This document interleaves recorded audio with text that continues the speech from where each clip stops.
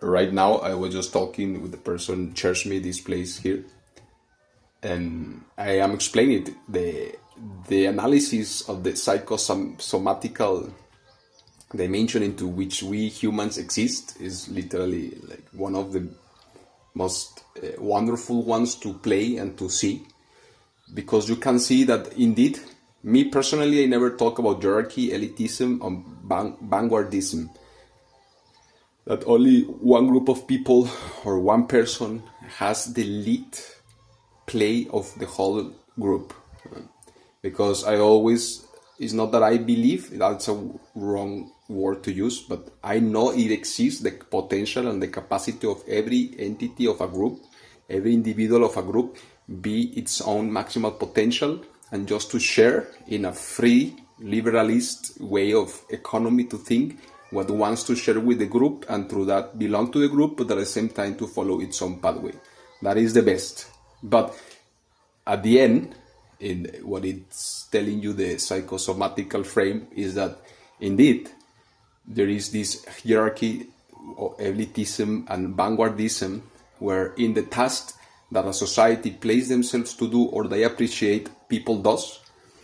there is always 1, 2, 3 or a reduced group, because that's how even they educate themselves to do it, so that they have these characteristics among the others. So as there is a person that can run 25, 30 kilometers per hour, there is a person that can just run 5. As there is a baby that is just learning to see symbols and figures and shapes and meaning and speaking language, there is an adult that already can, through language, define every characteristics of the human life. So in that relation, in that differential, you can define what vanguardism, elitism, and hierarchy really represents and mean, like in the Glasspielenspiele from Hermann Hesse. The interesting part is that the elite of the world, the vanguard of the world, the hierarchy of the world, is not being led through force or merely information or accumulation of wealth. Is being led through the different stage of dream-like states, oniric dream states, ontological framing of symbolical reading, repetitive symbolical reading, that the person that has the most accurate and functional symbolical reading of every situation and scenario, you could measure it like is the person that has a better neurological brain process in that sense. So in the stress is receiving from the environment according the others is reduced according the others. In that reduction, in that differential again between different levels of stress of the brain system, stress not is always something bad, it's just like how much